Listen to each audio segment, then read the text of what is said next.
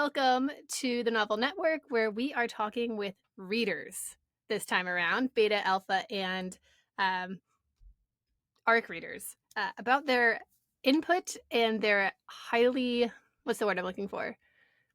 Their expertise in helping authors get their books ready for publication. And today we have Allie, who is one of my beta readers, and we were just talking about how we met.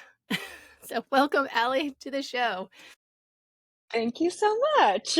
I also live on Okinawa with Libby, and I was looking for a community prior to coming to Okinawa. So I was on TikTok and Instagram just looking at people who were posting content, along the lines of my values and what I love, which is reading and writing. And so that's how I found Libby. She opens her TikTok with, "Hi, I'm a military spouse living in Okinawa. I'm an author." So I was like, she's my person. I know that I want to meet her.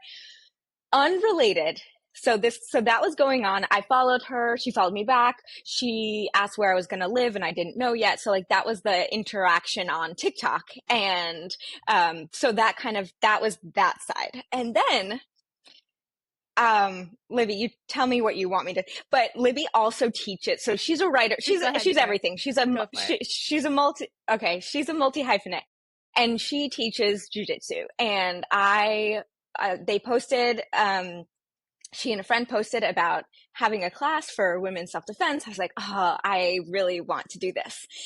And I get in the first class sometime last November, I think, and I say to myself, "You look familiar. How do I know you?"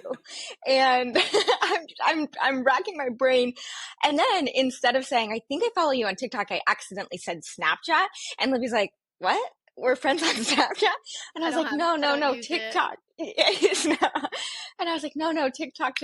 So that's how we met and, became friends. And that's how I started beta reading. Yes. And for clarification, so Libby's a pen name.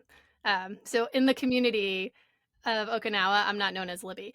So that's where the disconnect came from, because I've got two personas. Yeah, I'm like, I thought you were going to say you guys met because like Libby beat you up or something, or vice versa. Well, in jiu-jitsu. It can happen. Yeah. And then Libby, do you want to say the other connection? Yeah, so I don't even remember how it came up in class, but we were talking. Oh, you were going back home, right? Yeah. I don't know. And I'm from Connecticut, which is like the tiniest state, like so small. And we are from like the same town in Connecticut. Look at that. Like same street and everything. And we was meant to be. Did not meet until, we're in our 30s. So it's always I'm in my 30s. I know. So. I'm approaching 30. I'm getting there. But yeah, like same YMCA, same Costco, like same everything, same street. Yeah. So that it was a small world. So Derek had brought up, where are you from? And I said, "Oh, well, actually," and then we started the conversation. Yeah, we're from the same spot, actually. Yeah. Small town in I'll say hello. I'm from Canada. Where in Canada are you from? I'm in Ontario, a small little town. It's actually known as the prettiest little town in Ontario. And fun story. Yeah, my narrator is also from like 10 minutes up the road from him. Yeah. But not because you knew each other, just totally random. Not really. No. And it wasn't until we did our podcast episode and like a little bit prior that Libby was like, "And I'm pretty sure he lives close to you." Sure enough, I went on Facebook and I'm like, "Oh, yeah, he's like 15 minutes away." So now me and her narrator is also an author. The last time I was in our local mall where there's a Kohl's, like bookstore, on the front table was our two books sitting side by side. Yeah, it is. I'm like, this is so cool. Snapped a picture, sent it to Michael, sent it to Libby. I'm like, "Hey, look at this." I love it. It's a small literary world, and I love it. And I love that the internet has enabled us to connect through all different places. Oh my God, that's wonderful. It's insane. So, Allie, tell us about yourself and your reading and all of that. So, you're my beta reader. I need to know all the juicy behind the scenes alpha beta reader deets about Libby. There's a lot of hate that goes on behind the scenes. But am I? My big question is: have you ever hate. yelled at Libby? Yes. Okay. Aloud to my phone via text message. What are you doing to me? All caps. Yes. Yeah. So I started reading very soon after I've met her in person. I read 1 through 3 so fast, like, just ran through them. And that was when the yelling ensued. I'm like, what are you doing to my heart? So Yeah, right. if anyone, I don't know why you wouldn't have, but if anyone hasn't read Libby's books, they are heart wrenchers and, but also full of action and intrigue and just betrayal, all the juicy things. But the real talent that Libby has is sticking her hand into your chest and ripping out your heart. So, I was just such a huge fan from the get-go, and I had told her all the way through, I love this. Send me what you're writing. So she did, and I have the lucky opportunity to be one of the readers for her upcoming book, the 4th one. Nice. That's a prequel, and I think it's okay for me to say that I, among other beta readers for this one, the question is, how did you make me empathize with these people I hated before? So yeah, like, I think I think that was her goal, and she succeeded. So yeah, so I grew up reading. I grew up a reader. I'm first and foremost a reader. I just hope to build a literary life my whole life. The interesting fact is that my parents, they have read, at times in my life, if there was a book that was sort of, had a cultural moment, my mom would read it. And she reads more regularly now. But as a kid, she was working, she was being a mom. There's a lot of busy things, so that's why she didn't read as much. But and my dad, he is also just like slowly getting to read. We've been sending him some historical fiction, and he likes it a lot. So but my grandmother has a literary background. She was an English teacher at first and then left to raise children. So, but that didn't stop her. She got 2 master's degrees for the fun of it in comparative literature and something else, literary related. And she just always was a learner, always was a reader. She introduced me to the New Yorker book reviews section when I was very little, and we've always connected on reading. Even to this day, we talk, have you read this yet? And she'll send me recommendations and I'll send her recommendations. So in terms of family connection, I think that's what sort of fostered my love. And all throughout high school, math was and just writing was amazing. And so writing and reading were just my favorite things. And so I guess this is the difference between alpha read and beta read, right? So beta read is sort of once the book is finished, and alpha is sort of as it's coming. Correct me if I'm wrong. I could be wrong. Yeah. So okay. Yeah, alpha is like, Christina is my alpha reader, and so she gets scenes as they come out of my head, even if they're not great, and I don't even edit it. There's so many typos. And then beta is like, I finished it, but I need to make sure it's good before we finish edits. Right. So I've had the opportunity to beta read for Libby. So she gave me the full document, the whole thing, and just, first reflections, what's going on, everything. If there's a small thing, a big thing, a plot hole, like anything like that. So, and then we had a lovely chat over coffee and just kind of rehash everything. And then there was sort of like a second round where we, rehash. So I love doing that. It's so fun because I can read the full book. I do. So I don't know if you've ever heard, it's another podcast. It's tailored toward the sort of like the tying a bow on your book. It's called am I allowed to swear? Okay, it's called The Shit No One Tells You About Writing, and that's the podcast. So if you've ever heard I of feel it. like I have heard of that. So okay, so it's great. I mean, it is focused a lot on querying. And so if trad versus indie, it can still help because they talk about messaging your book and how to find the hook, right? So it is very helpful regardless, but they do tailor a lot of their conversations toward querying agents. But one of the podcast hosts for that, Bianca Murray, who's a writer, she has published, I think, 3 or 4 books now, and she hosts a beta reader matchup, and she calls it beta reading. And that's how I got into it at all, really, being open to reading sort of unpublished yet works. Yeah.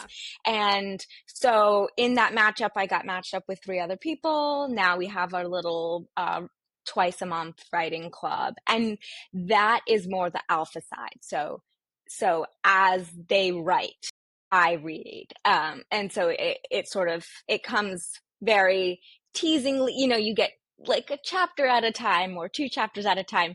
And it's a totally different process because you have to sort of, okay, where were we last time? Where were we last month? So with alpha reading, you have, chapters at a time. And so the difficult part is, okay, so you can't read it all at once. And it just takes time to kind of go back and, what did we get last month? What did we get last month? So that's the trick, but it's also, there's pros and cons because it's also fun to help someone chart their story and to help form the outline, the plot, certain things like character motivation. So all of that is helpful. So I love both. If I had to pick, I think beta reading would be my favorite because I just love to immerse myself, just dive in, rather than 15, 20 pages at a time, just spend a week just immersed totally. So, but yeah, I love both. And I started in 2023. So it's been only a couple of years of being diving into stories and even just learning about writing full books in general. And I have a work in progress that's been in progress since about that time as well. And so the hard part is getting, and I can ask you guys, how do you get past the nerves of giving it to someone for the first time? That's what I am dealing with now. I have like a couple chapters printed, and I really just can't give them to anybody. Chapters printed, I've seen it.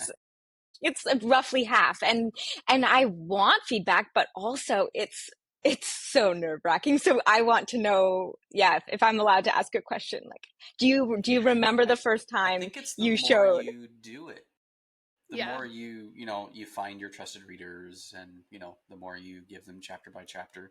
You just have to be okay with the whole, yes, this is my baby, but I know you're going to look at it to help me make it better. Yeah, I would start with trusted people, maybe not family. Maybe not family. Which I say that, but my sister was my first beta reader, and she was amazing. But if you have I have one sister who'd be super critical, and I was like, I would never ask you to read this because you're just going to pick it apart instead of appreciating it for what it is. So once you find, it's like swimming. Like once you take that step off the slope, and you're like, this is okay, and then you start treading, and then you start swimming. Like you just have to trust the process. It's scary. Yes. Yes, definitely. I've talked to my husband about this because I'm sure he would love to read it and give feedback. He is a good reader. He's a critical reader, but he has good insights, and I trust him and I care what he has to say. However, he's not my target audience at all. I mean, if it weren't for me writing this book, he would never pick up something like this. Maybe not never say never, but it would be unlikely for him to pick up historical romance with a sister relationship at the helm. That's not his style. So I think also finding people who, again, you can trust to give constructive criticism in a gentle way at first, and then sort of build up. But yeah, he could grow to like that genre. You never know. That's true. That's true. Your Yeah, book could yeah. be the I one don't that want to. changes them. You never know. Maybe that's the case. We'll see. But yeah. Yeah. Do you find that beta reading helps you in your own writing? Definitely. Definitely. Yes. And some of it is just when you read, frankly, when you read any novel, now that you're writing, you sort of read it differently. At least I do. I have a different eye for when I'm reading now. When I see a sentence, I've always loved language. I've always loved, if I come across a sentence that's just beautiful or heart ripping or, all the above, I do stop and say, oh, that's wonderful. But now I think of it as sort of, oh, how did they do that?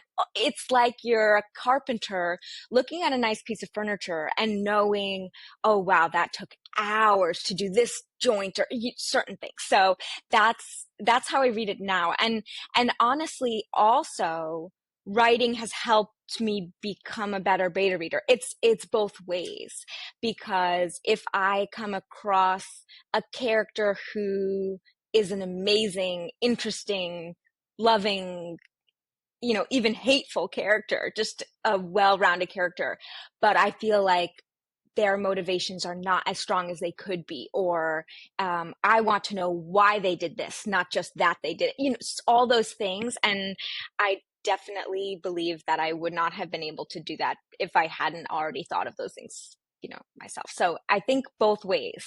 And also just being around readers and writers is how I want to live my life. So even from just a personal mindset, I think it's amazing to be connected with readers and writers, because in my opinion, we make the world go round. We do. And not, yeah. So yeah, I hope that answered your question. Exactly. And nowadays I need it. And it doesn't have to be escapism in the more traditional sense where it's like a beach read, Libby's books are not calm and peaceful reads. And when you escape into her world, it's not exactly a calm and peaceful world. However, the escapism is realizing, oh, people are human no matter what. And I think the quality of a writer is, yes, I know your characters are fictional. They are made up, but they feel human. And to jump out of my world, the very corporal, real bodily world, and into another, and still feel that these characters are human, I mean, that just makes the book for me. And so I think being able to escape is totally the reason I read, basically. And I love my life, don't get me wrong. Like, yeah, we live on a beautiful tropical island. I see the ocean. We have beautiful sunsets every day. I have my dog in my lap right now, keeping me very toasty on this 90-degree day. However, it is just no matter what about the world. And I read pretty widely genre-wise.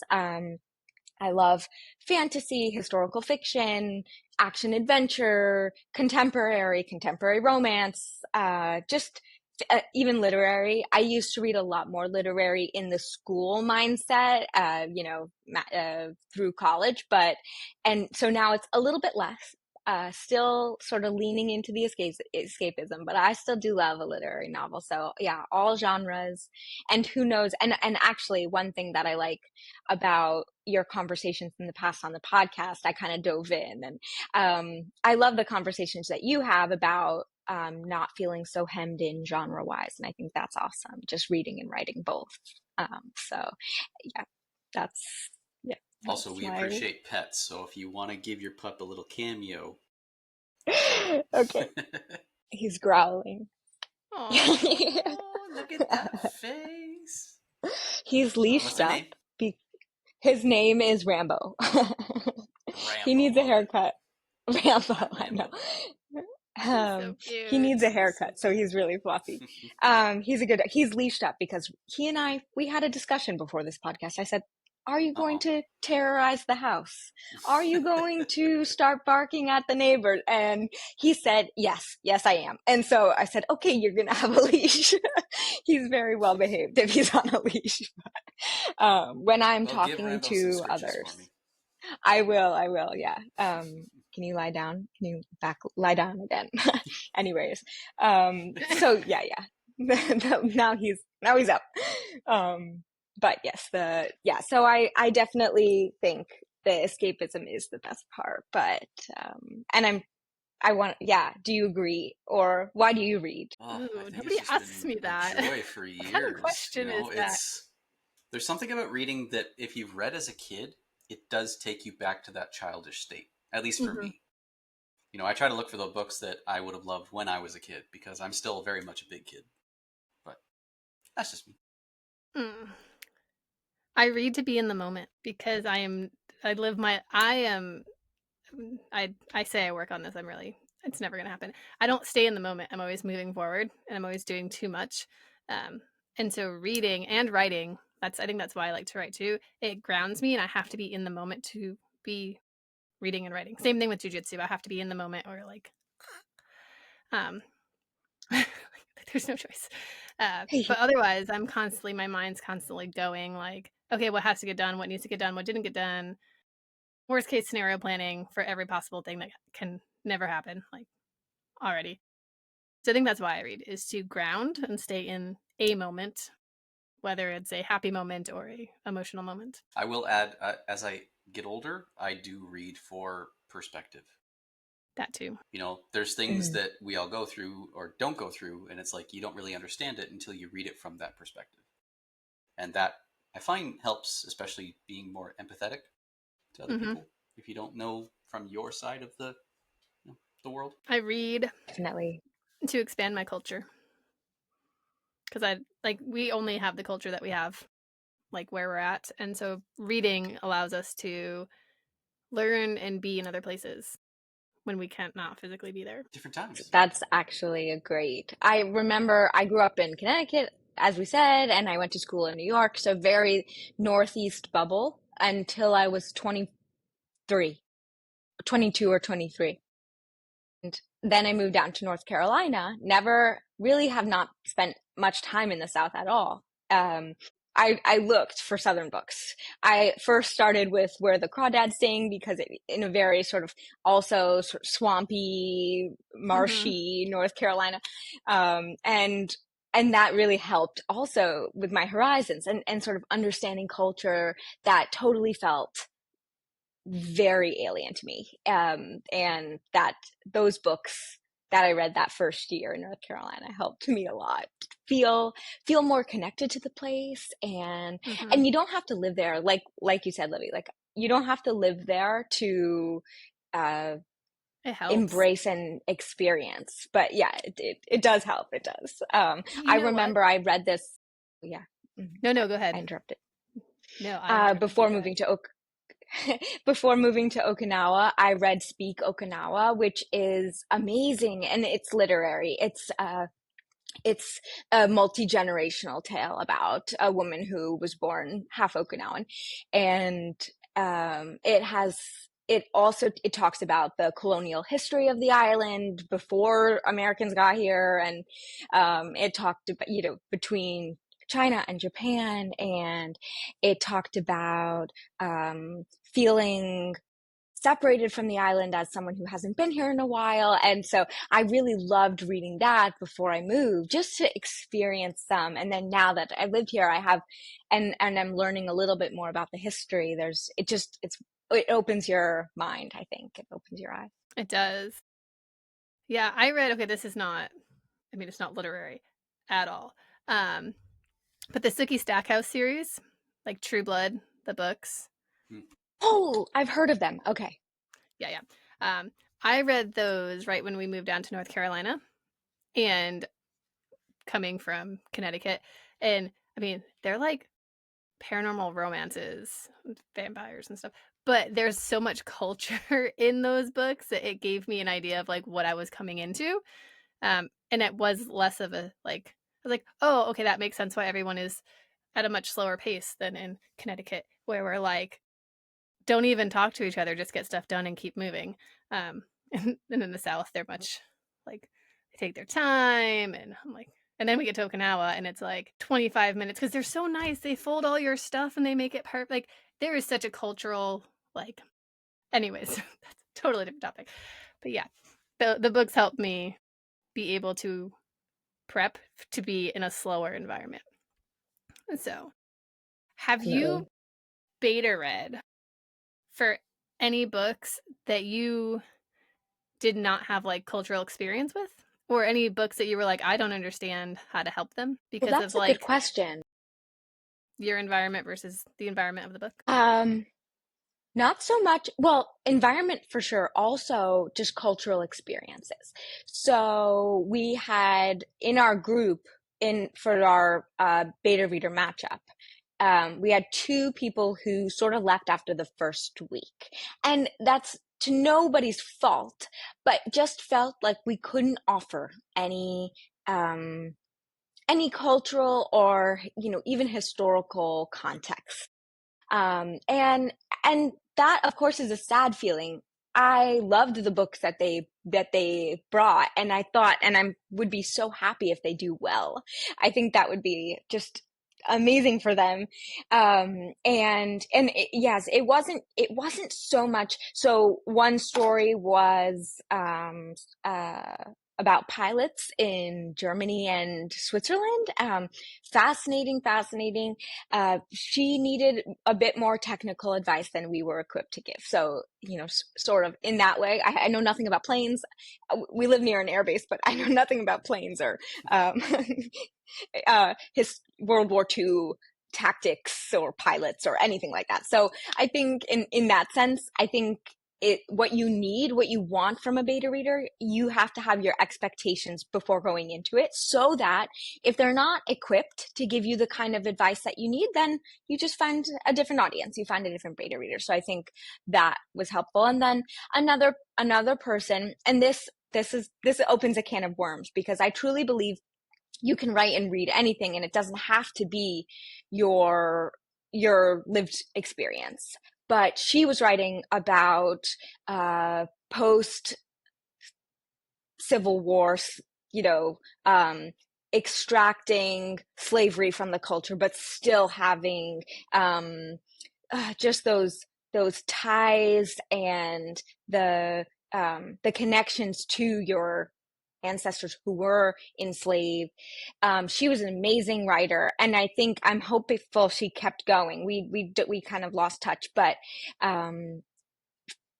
for that kind of cultural, deeply personal culture, we could give feedback on the writing and you can do copy editing, you can do those things, but I think, again, her intention was to get more cultural feedback, more personal feedback, and just by virtue of where we were, one of us is a late middle-aged man who lives in California and was in the tech industry, and another is an English professor at the University of New Hampshire, and we're all white, and so I think, again, and this is opening a can of worms, so I don't know how far you want to go in terms of what you can read and what you can beta read, but in terms of cultural and feeling like, oh, I might not be the best reader for you, I think, and I think being open and honest with both the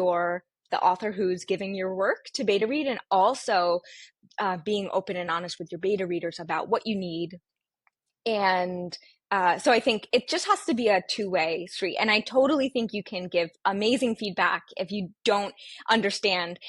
Like Libby, for example, I don't know the world of espionage and attacks but I can still picture myself in it. And so and knowing you and knowing your multi-hyphenate status as everything, it doesn't matter. You can still wrap your readers up in the world and immerse them. So yeah, that's the ramble. No, that's on culture. You made a really good point, though, and I remember this as a young beta reader, because I beta read before I published, right? Feeling comfortable enough to tell an author, like, I can't help you, because I think we get the feeling, especially when we're new into the writing world, that like we have to do something. Because I had some beta readers who would give me the most ridiculous feedback about like like like they felt like they had to say something, and I'm like, if you don't have anything to say, that's okay. Like, it's if it's not your jam, that's okay. Um, but as young authors and young beta readers, sometimes I feel like we feel like we have to contribute instead of just saying, I'm not the person for this, find someone else. Because I forget what they said, but it was something about like fingernails. And they were like, what? it was a really weird comment about like fingernails. And I'm like, that's very. Was the person like trying to get information out of someone? Like I can't remember, but it was like a very specific, weird, like they had a huge issue with it. And I'm like, was it like, when did the character have time to clip their fingernails? I don't know. I wish I could remember what it was, but I probably have it on an old version. But I wish they would have just, because I spend a lot of time then as the author going through and like, because I'll go through and I read all the comments and I like I spent a lot of time trying to like figure out where things may not be working in the story. And it's like, no, the beta reader is not working. And I wish they would have just told me that. Yeah, so and like it happens. Like, just be honest. Exactly. And also another thing that I've had to learn as I've done more beta reading is that you don't need a prescription for everything. And so I sort of view beta reading as diagnosis and prescription. Sometimes you can diagnose something's not working. Something feels off. Something feels too fast or too slow. Something is off with the character. That's a diagnosis. And sometimes you have in your mind, this would fix it, right? XYZ would fix this situation, and you can just give that. And oftentimes you don't. And I force myself to remember that you don't have to offer. Sometimes the writer is better served to figure that on their own. You know, if you know, oh, something's not working here, give them an idea. That can kind of often skew them in a wrong direction. Sometimes, not always. Occasionally, if it's a good idea, of course, the writer might take it. But I have realized that you don't, as a beta reader, and when you're young or just beginning, you don't have to be young, but as a beginner beta reader, knowing that you don't have to, again, you don't have to offer a reason or feedback if it's just, you know, something. If something makes you stick and say, this is a curiosity seed, or this, you should develop this, without saying, oh, develop this in this way. So I think it just depends on your style. Everyone's different, and how much they add. I mean, I know some beta readers have 60 comments per page and they're just diving into everything. I am more of a holistic, like, this is how I feel about the story and as a whole. And so, yes, like, as things come up, I do comment, but for the most part, my style is more, oh, this is how it made me feel. So I think I'm more vibes, less prescription, but that's just, everyone's different. So you just have to figure out, as a writer and as a beta reader, what you need and what you want. That's really good advice. For all curious now, what was the moment, Libby, that you knew that Allie was a good fit for your team? I don't know. Just because you clicked on a personal level too? Yeah,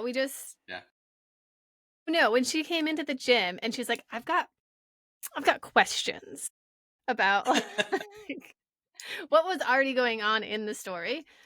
She was already very inquisitive about things that weren't on the page yet. And so I knew right then, like, she's a deeper reader. She's not the surface level. She's looking and digging and already trying to put pieces together of things that haven't happened yet, or have happened, but I haven't talked about them. So that's when I knew it would be a really good fit. Because, like, when did you know you wanted to be on her team? I do have questions. I do have. I am a questioner. I think reading the first book, I was like, oh, I gotta see how this goes. And I just wanted to know, her process and how she did it and what's next. And I always ask, and it's bad because I want to spoil it myself. I was like, where do they go? And she's like, I have to write it. Like, you'll read it eventually. I haven't got that far yet. I am an impatient, let's just say I'm impatient. I'm an impatient reader because now that I love the characters and I'm invested in their story, I want to know. So it definitely, it keeps going. I've loved reading the 3 sort of initial timeline and then going back to the prequel. I think that's just amazing. And it just added a layer of depth to the story and to the characters and their histories. So yeah, it's definitely, it helps that we're personally friends. It definitely, that we can get along when we're not talking about reading and writing and we're talking about something else completely. But it also is just a connection on a interest level, not everyone loves to read. We're also part of a book club, so we can talk about each other's books, but then also random books that we read on a monthly basis. And so, just being able to talk about different things and then weaving in your own personal connection to your beta reading life, whether it's being able to text her when she rips my heart out, or or warn friends who start reading. I'm like, you got to be in a good mindset for this. Be careful. So I think, it is lovely to share. And I feel almost like an evangelist for Libby's books because I tell everyone, like, you have to read it. You don't go door to door. Just be like, I don't go door to door. Yes, I'm not. I wouldn't say I'm a missionary, but if you are, willing to hear me out about them, I will tell you. We've gotten quite a lot of. We've gotten quite a lot of just our friends who didn't even seem to be readers into them. And I think that's the joy too. It's like you don't have to be a reader to be a reader in the traditional sense, reading 50 plus books a year, etc. Right? You can just enjoy good storytelling. I think Libby's already encouraged another friend of ours to start writing too. So, I mean, that's, I think, and basically from those books, like that was the impetus, the excitement is Libby's books. So she was like, I think I'm going to start writing. I was like, that's fantastic. Let's do it. Yeah. Yeah. I mean, in my opinion, the pie is infinite. I mean, because the more people read, the better. I think a rising tide lifts all boats, I think is how, so if there's more literature in the world, more people will read it. And I firmly believe that. I do believe we're in a bit of a literary crisis, and it's hard because we're in this literary mindset. So like we're kind of our lives are controlled by people who love to read and love to write and love to talk about it. And then when you go out to the outside world, the non-literary world, I think I'm like, like I know people who literally have not even opened a book since high school. So yeah, I think the more literature is out there, the better. I love that. Yes.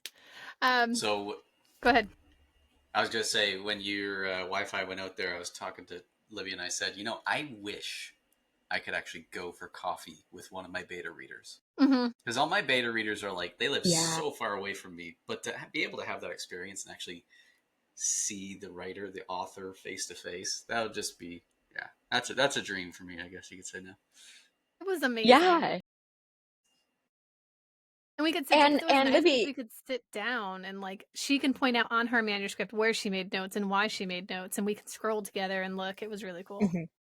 Yeah, I had it on my iPad, and I just had the whole PDF, and that's also nice to just have I also love, maybe next time I'll print it out because I love a physical copy as well, but having the PDF on the iPad is so easy, just to take notes and write. And actually, so Libby is known for making friends out of beta readers. So she had one she had one visit us in Okinawa too. So maybe Derek, maybe one of these days you can hop on a plane to Japan and have coffee with us in person. One day.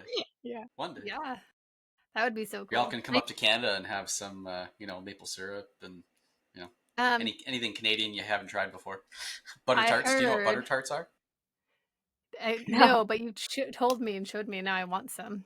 Oh, butter tarts are like a mini pecan pie, like handheld, essentially. Mm-hmm. Because you can have like no pecans or raisins or pecans in it, but it's just that buttery, nice soft gooey on the inside, crumbly little pie on the outside kind of crust. So good. There's a birdie that said that Libby may be traveling in summer of 2027 with a trip to Canada. Is the birdie on this podcast right now? You are the birdie? I am the birdie. Yeah, we're talking about doing a traveling trip in 2 summers. So not this summer, next summer. So I told my husband, if we are going back to the States, like, because we're from the East Coast, Connecticut, I'm like, we're going to Canada. Like, I'm not going back there. We're not going to Canada to see my Canadian friends, because I have so many Canadian friends, which is awesome. I love the internet. Love it. Like, I never the internet is so nice. I love it so much. But yeah, so I'll keep you updated. I know it's like 2 years out, but that's what we do. We plan 2 years out in the military for them. I know, and then they're going to change their mind. Yeah, I was gonna say you plan for 2 years out because you can't not, and then a month later it's like, yep, going TDY or something. No. Yep. Either I can book a day off, or you can come in when I'm working and try some of that olive oil and balsamic. Oh, what's your? I sell it in a retail setting. Oh, cool. Okay, that's awesome. It's fun. If you're a foodie, it's like one of the best places in the world. I am. And I feel like if I had access to bread and balsamic and olive oil, I would eat too much of it. So how do you... It's a common problem. Yeah. Is your willpower... I guess someone said once, oh, if you work in an ice cream shop, you won't eat... Maybe the first week you'll eat some ice cream and then you'll sort of get tired of it. So is that the truth? Like, do you get tired? I find I don't get...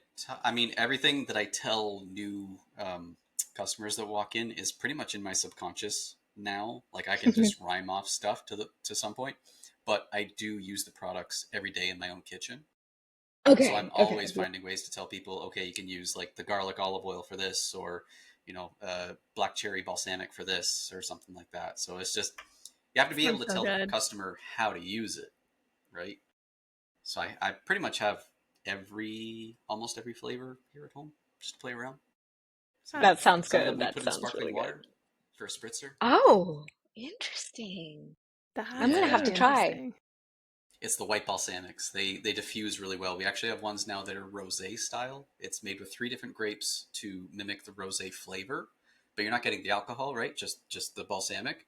And there's one that's infused with strawberry kiwi that is my new favorite, with vodka and sparkling water. It is a perfect summer sipper. It's so good. That sounds... And the health benefits are great. Yeah, that does sound good. I love strawberries. All right.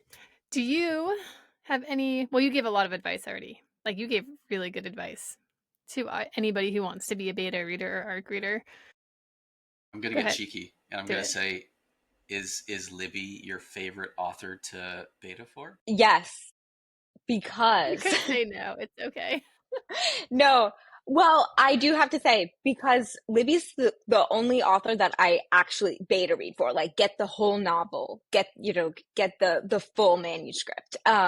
So maybe Derek, your next one, you can vie for a top spot. I'm happy to beta read for you. Vie for.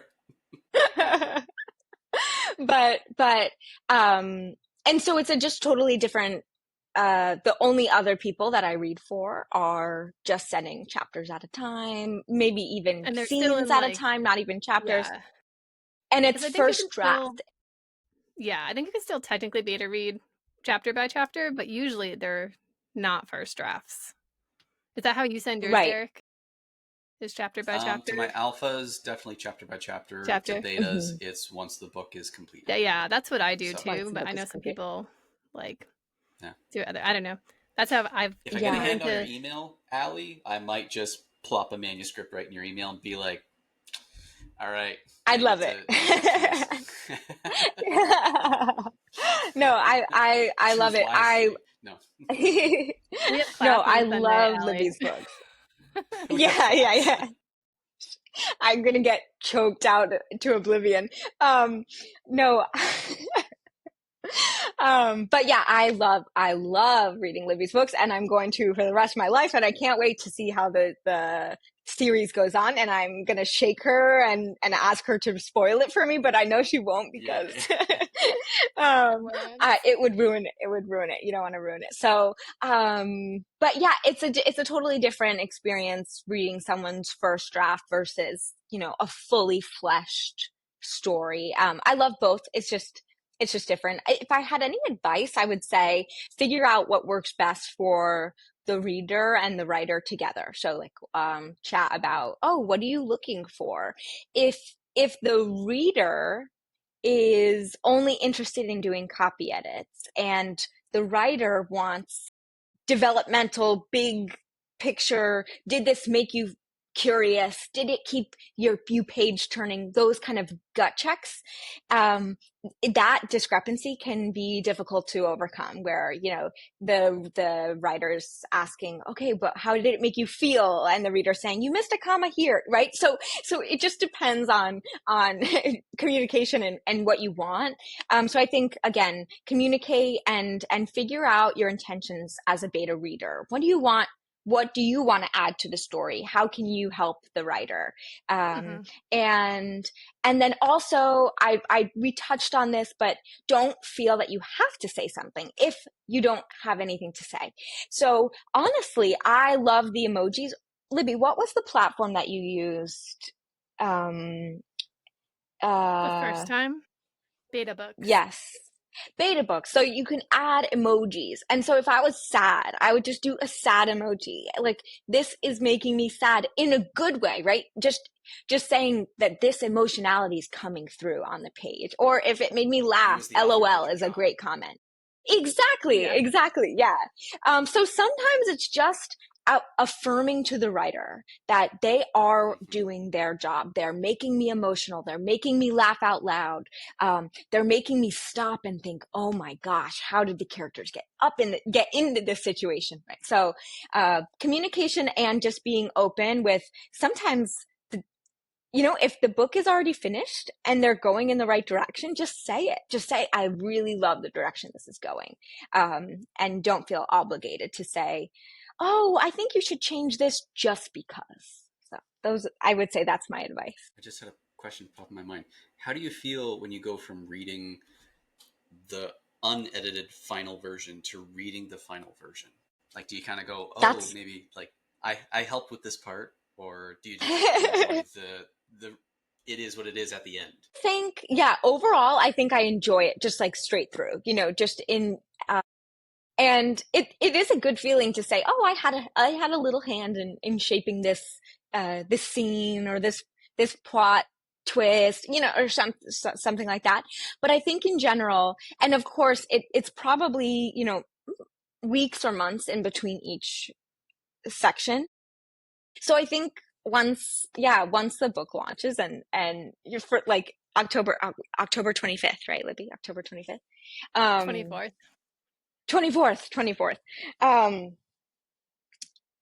It's fun to see the full and hold it in your hands and say, oh my gosh, my friend did this, you know, this is amazing.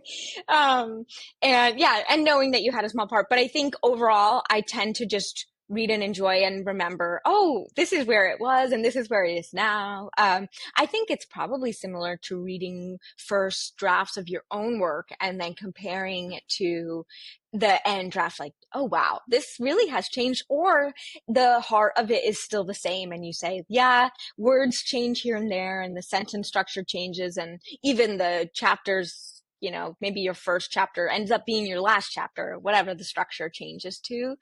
But it is fun to know that there's a through line, and that you did that thing, you know, Livy, you and Derek, you published these works and it came from your mind. I think being able to put what's in your head onto paper is just a fantastic accomplishment. So you guys should be so proud of yourselves for any book that you write. Just continually, you know, producing these amazing works. So I want to give kudos to you guys. Right, you're on your way there. Me stay sane. I know, same. Yeah, sometimes I want to write in enemies of mine personally and just wreck their lives. I did that. Yeah, same here. No, it didn't work out well. It did not work out well. Mike was somebody who offended me and hurt my feelings really badly. And I've never written anyone into a book before. And I was like, you're going in a book because it's the third one. We're torturing a ton of people. Like, you're going in it. Dude, he became the most important, like, he is so important to the storyline right now. Like, it doesn't exist without him. And I'm like, how? I really just wanted to, anyways. It doesn't work for me. But so it's a cautionary tale.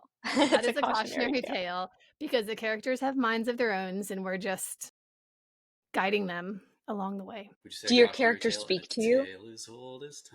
Like, can you hear your characters' voices, both of you? Like, do they talk to you? Do they say all the time? There's moments, I've already had it, where like I feel like this is how the scene's gonna go, and then they're like, no, I'm the one that's going to get shot, or, you know, something like that. I did. And you think you're doing what's right. Yeah. I don't plot anymore. Like, I have like an arc. Book 3, I was like, I'm going to plot it. Like, we're going to do this because I'm very confident in where this is going. No. Out the window. Yeah. Well, because I don't write linearly. Linearly? That's not the right word. Linearly. Thank you. Yeah, thanks. I usually scene hop. Like, I'll write the big emotional scenes and then I go back and connect everything. Cannot write that way. Well, I can't write the other way apparently because I was like, I have to do chronological. I can't. So I wrote this scene. I was like, I'm gonna kind of like not do the big ones. I'm gonna do the ones in between and like kind of no. Kat was like, we're not doing that. Like, I wrote this whole scene, this like probably 15,000 words. It's a couple chapters. And as I'm stitching it together, she's like, we're not doing that. I'm like, I already wrote it. And she's like, I don't care. We're not doing that. We're not going in that direction. And I refuse to do that. And I was like, cool. So I can just trash 15,000 words. And she's like, yeah, you can. I was like, that tracks. Have you guys heard of the kill your darlings as editing? Like, just throw out your words. Well, if you have books that you write where characters die, it's 2 for 1. You kill your darlings in terms of throwing out chapters, and you kill your characters. So it does. I'm so sad. Have you experienced that yet with your writing, Allie? Have not killed anyone yet. I haven't killed any characters yet. There's still, I don't know, 20 chapters left. So who knows? Maybe someone will die.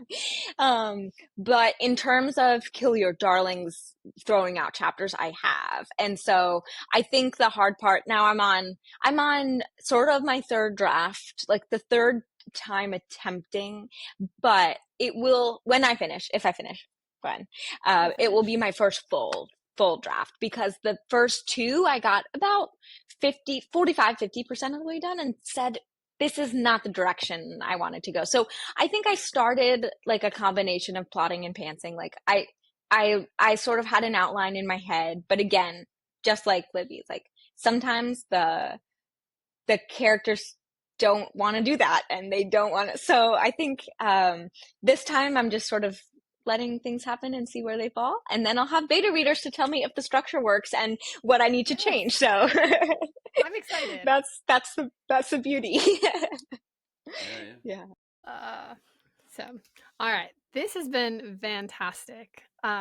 Thank you for coming on. Thank you for being a beta reader. Thanks. It's really Thanks for having me. So helpful. Like for me, it's been so helpful to just like I trust your judgment, and so when I got your feedback, I was like, yes, things are going well. Yes.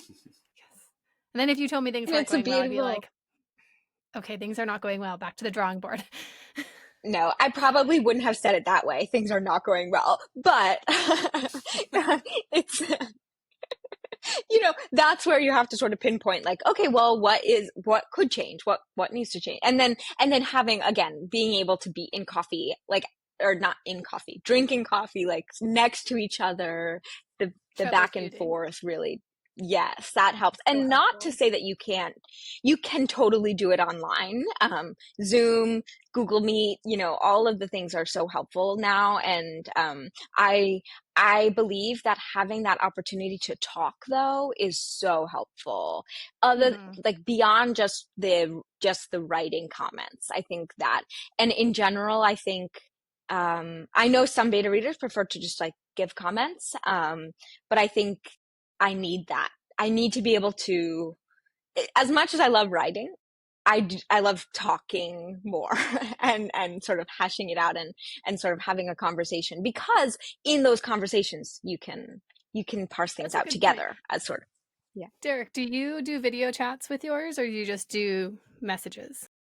Yeah, I've never done the video. I usually I have one, she sends me screenshot after screenshot. I actually have like a private Facebook group, just me and her.